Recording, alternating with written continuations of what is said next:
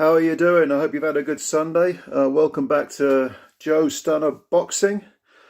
As always, if you're new to the channel and you could subscribe, hit that subscribe button. I'd really appreciate that. Trying to build up the channel a little bit, get a nice little boxing community going. And you can like the video, share the video, but please hit the subscribe button. It's free. Go on. It's Christmas. An early Christmas present for Joe Stunner. Go on. All right. Let's talk a bit about Conor Benn. Last night he scored, was it the best win of his career? Probably the most spectacular against Chris Algieri. Knocked him out in the 4th round, knocked him flat. No one's ever done that to Algieri before. Algieri is a former WBO champ, held the title briefly before losing it to Manny Pacquiao. Had been on the floor many times before. He was on the floor 6 times against Pacquiao, but usually gets up, has a fighting heart that belies his appearance. He comes across like a college kid, but he's actually a pretty tough guy and has proved it in the past. Won the title from Provodnikov. And he's 30, nearly 38 now, and Benn knocked him flat. And a lot of people are saying, great win, but ... Algieri was past it, had one foot in retirement, does a lot of TV work. So how good is this win? Well, I made a video and I said that I pointed out that sometimes it's how you get your work done, rather than who you've actually beaten. And yes, I take on board the criticisms of Algieri as an opponent, past his best, but I think Conor Benn has been brought along very impressively by Matchroom. He's been matched right. He's been matched against non-punchers, which is interesting. Some people have sort of indicated maybe they know something we don't about his chin, but I'm not going to go there. We want to see him in a tough fight. When he fought Cedric Peno the first time and he wasn't prepared, he took him very lightly. He was on the floor, I think, twice. So yeah, if you get hit cleanly, you're going to go over. But I'm going to stop short of joining that whole conspiracy theory nonsense about, well, they're keeping him away from punches because he's got a China jaw and all this sort of thing. No. I won't go there. Not yet, anyway. I think he's been brought along very well. Formella, an awkward customer, messed Benn around, but Benn clearly won. Then you had Sammy Vargas, who premature stoppage, but did him in a round. Was a premature stoppage. But anyway, Benn still had to hurt him, and he got him out of there in 1 round. He's not refereeing the fight, he's fighting. Then you had Granados, who was extremely negative and had a sort of journeyman's mentality, fought like a journeyman. Benn, he's spoken about that a lot, a very frustrating fight for him. And then you've got yesterday, which was, again, probably his most spectacular win. And yeah, probably his best win. So suddenly, you've got people sort of poo-pooing it. He's nothing special. Look, he's fighting guys who are past their best, blah, blah. And on the other hand, you've got people saying, why not? If Crawford wants to fight him, put him in with Crawford, put him in with Boots Ennis, put him in with Spence, put him in with anyone. Perfect fight, as far as I'm concerned, would be the David Avanesian fight, which has been proposed. Whether they'll get it on or not, because Avanesian has signed with Frank Warren, I very much doubt whether that fight will come to fruition. But I think it would be a fantastic fight for Benn. Really fantastic. Because Avanesian is a wily old campaigner, very good jaw, and can weather the storm and has fought on the road. So he's used to being the outsider, being the so-called underdog. Beat the crap out of Josh Kelly, starched La Haraja twice in Bilbao. Second time was just in 1 round. This guy can really fight. Definitely a top 15, top 12 welter in quite a stacked division. So Benn wants to tear up some trees. He wants to get to the top. He's saying, I'm top 5, and give me the chance to prove it. Okay. Well, when Benn became a professional, he was on the big stage and he looked raw as hell. I think he was 19. And people were saying, he's crap. He's living off his dad's name. I never bought into that idea. Because to me, if you've got a level of talent, you can maximise it with hard work. And although we all need a bit of luck, to some degree we create our own luck. And Benn seemed kind of immature for the first few years as a professional.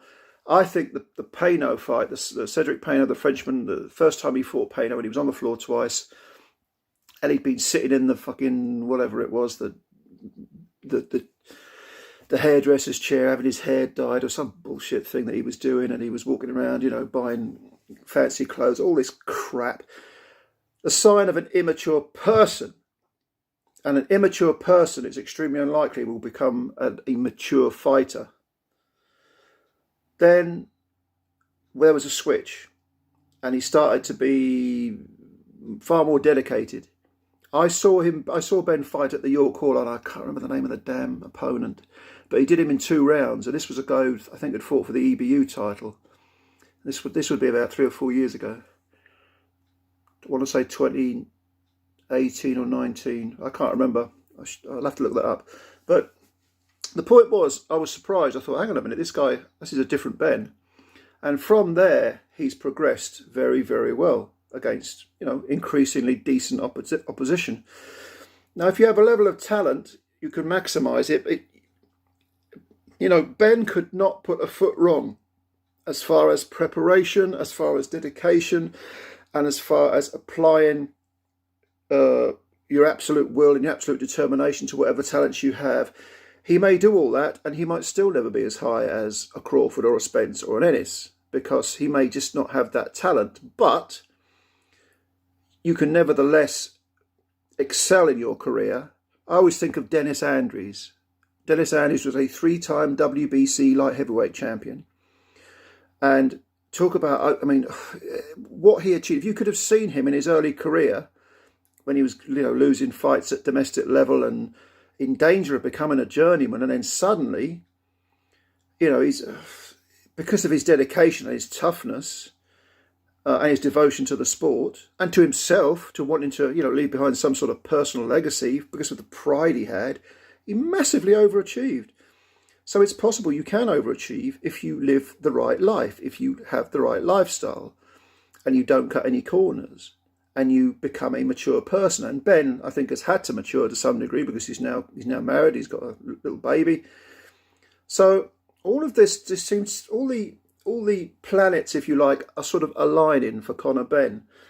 And I like the idea that even though I kind of have doubts whether he's ever going to be on that Boots Ennis level, much in the same way that his father was never going to be on a Roy Jones level, but his father maximised his talents.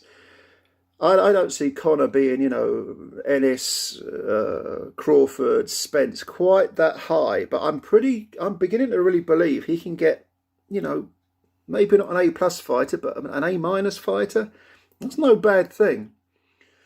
So even though the division is stacked, and even though the champions are what you might call elite fighters, I still think if he's navigated correctly, Conor Benn could win a title and could be, you know, well, a belt holder. I don't think he'll be undisputed, but I think he can get to a height that previously a lot of us thought he wasn't going to get to. I know it sounds a bit vague, but because he's in that division, and because he's not a particularly big welterweight. A couple of years ago, I was thinking he's really just a light welterweight. Well, you know, why is he fighting at welter? Yeah, I don't think he's going to quite get to the very, very top, but there's no shame in that, for Christ's sake. You know what I mean? It's like, not everyone can be an absolute elite fighter, and I see Conor Benn, if he carries on this path of dedicating himself, doesn't get arrogant, doesn't get complacent. You know, he says, I'm not arrogant, I'm just very, very confident. That's fine. But don't start believing any of this bullshit hype that's come since yesterday's spectacular victory. Don't believe any of that. Go back in the gym, dedicate yourself, keep on the right road, listen to your dad, listen to your trainer.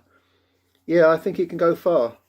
I think he can pick up a belt or two. And of course, it remains to be seen.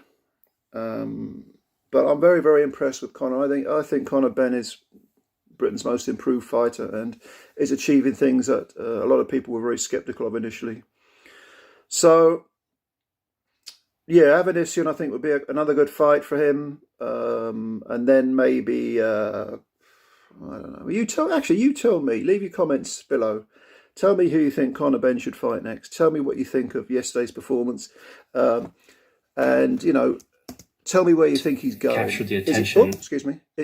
If you think that he's going to be a world champ, let me know. If not, let me know why not. And yeah, I think he's a good fighter. I think he's really coming out of his father's shadow. So let me know your opinion. And thanks for watching. If you could subscribe, that'd be great. And I will talk to you soon about something else, and no doubt it'll be connected to boxing. So you take care. See you soon. Bye bye.